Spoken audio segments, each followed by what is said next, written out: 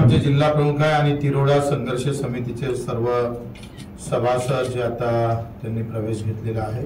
तिरोडा नगरपालिकेमध्ये त्यांची सगळ्यांची उमेदवारी आहे आणि प्रचंड आत्मविश्वासाने आणि तितकाच एका नवीन संघर्षाने हे सर्व उभे राहण्यास तयार आहे।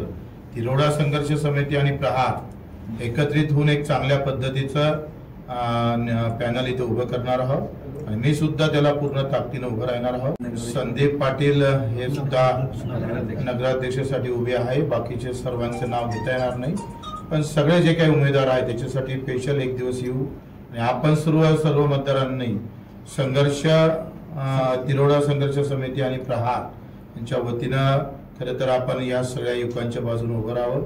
आम्ही सुद्धा त्यांच्या बाजूने उभं राहत आहोत।